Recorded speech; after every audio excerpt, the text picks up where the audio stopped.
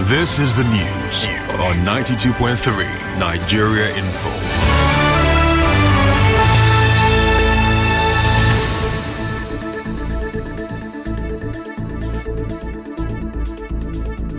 PVC and vote. Your vote is your evening. Dominica cautions local government against and prosecutes over PVC and vote. Your vote is your evening. Dominica cautions local government against and prosecutes over 1,000 terrorism cases. Ipman says petrol crisis may continue till June. On the foreign scene, US places bounty on alleged Al-Shabaab mastermind. I am Constance Mega. Let's begin the news this Thursday evening of 12th January 2023 with the Rivers State Governor Nyesom Wike warning local government chairmen against soliciting for projects from the state government in their domain. Well, Governor Wike gave the warning during the flag-off of the Odemudie Road in Aoda East local government area today.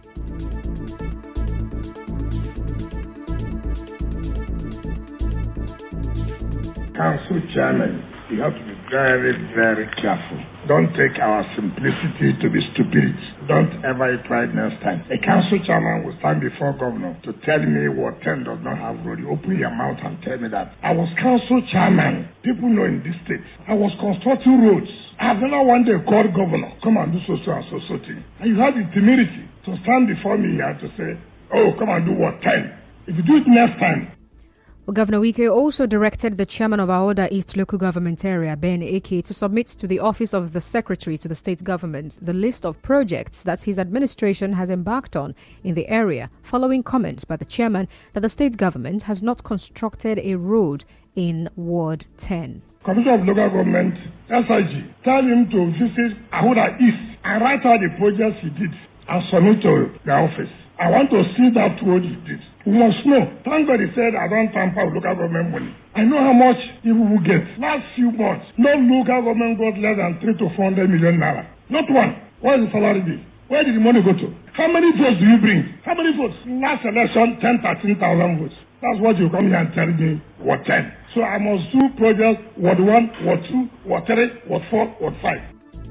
Moving on, the State High Court in Port Harcourt has adjourned the criminal lawsuit against former governor of Rivers State, Chibuike Amaechi, APC governorship candidate Tony Cole, and the former commissioner for power, Augustine Nwokocha, to 19th January. Presiding Judge Justice Chinwendu Nwogu adjourned the suit following the absence of the defendants in court. The suit filed by the Rivers State government is accusing Mr. Amaechi of collaborating with Mr. Cole and Mr. Nwokocha to sell some state assets, among other things, between 2007 and 2015. Correspondent Emeka Otuka reports that one of the lawyers to the Rivers State government, Alphonsus Sibi, said his client filed 7-count charges against the defendants and is praying the court to examine them.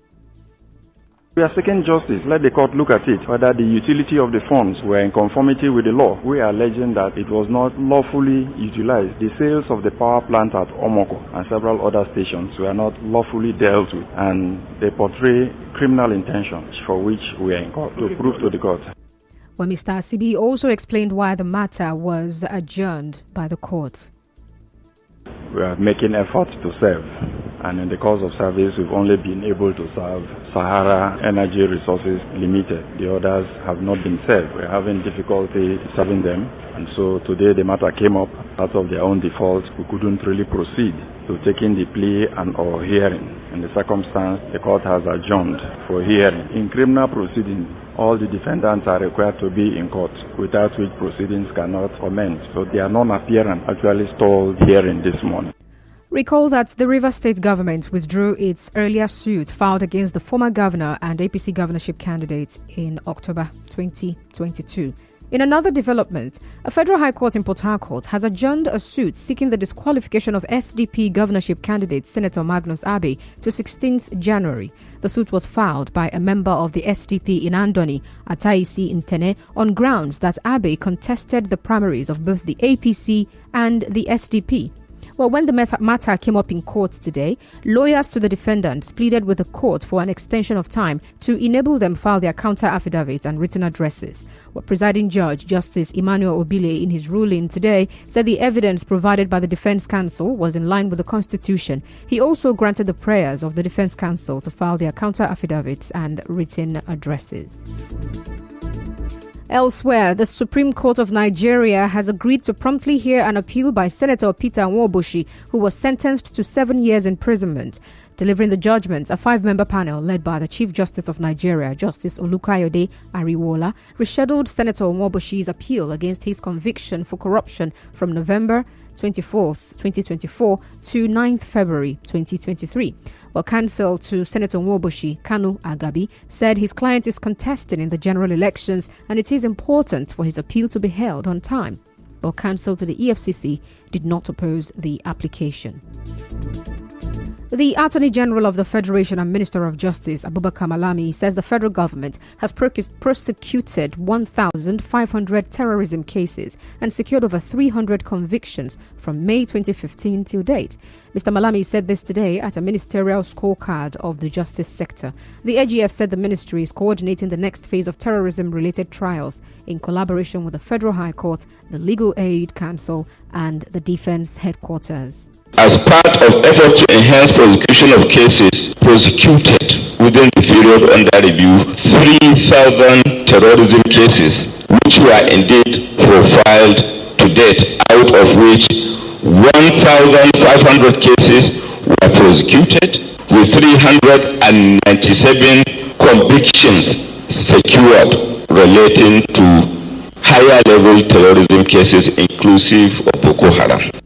Mr. Malami confirmed the recent release of 30 awaiting trial persons from the Kefi Correctional Center and the release of 101 suspected terrorists from the Kirikiri Maximum Correctional Center who have spent over 10 years in custody without trial before the Federal High Court in Lagos. Well, the AGF also said close to 2 billion naira has been realized from the sale of various forfeited items in several cases of corruption within the last 7 years. We equally, in compliance with the presidential mandate and foreign judicial processes, the Ministry of Justice has equally recovered the total sum of 6,324,627.66 pounds from various jurisdictions, some of which recovered funds are being utilized in financing critical infrastructure, including Abuja-Kano Expressway. The government of Spain has pledged to help Nigeria tackle insecurity across the country. Spanish Foreign Affairs Minister Jose Manuel Alvarez said this when he led a delegation to the Nigerian Minister of Foreign Affairs, Jeffrey Onyama, in Abuja today. Mr. Alvarez said the existing relationship between both countries will be improved. Well, President Muhammadu Buhari has ordered the armed forces to fish out the bandits who ambushed and killed 7 personnel of the Nigeria Security and Civil Defense Corps (NSCDC) in Kaduna State while on official duty. President Buhari, in a statement by his senior special assistant on media and publicity, Garba Shehu, described the death of the NSCDC personnel as a tragic event. Still ahead, EFCC speaks on arrest of Donyo Okukwe. Stay tuned.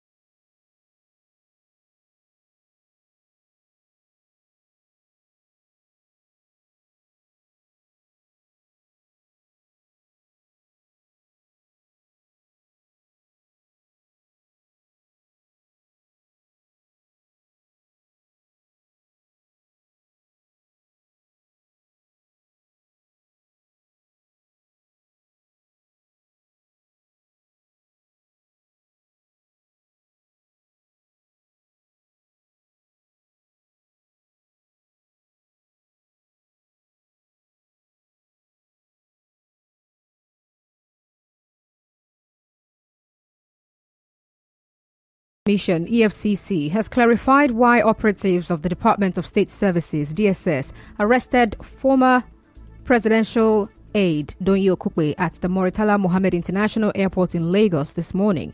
The EFCC said the DSS acted on a 2016 watch list request to arrest Okukwe. The commission also said the process to formally remove Okukwe from the watch list was ongoing before his arrest. Donyi Okukwe, the former Director General of the Labour Party Presidential Campaign Council, was arrested this morning and later released. In business, the National Public Relations Officer of the Independent Petroleum Marketers Association of Nigeria, IPMAN, Ukadike Chinedu, says fuel supply crisis in many parts of the country that often leads to fuel scarcity might persist till June. Mr. Chinedu, in an interview, said the fuel scarcity is based on the government's plan to end petrol subsidy in that month. He also said the exchange rate is affecting fuel imports.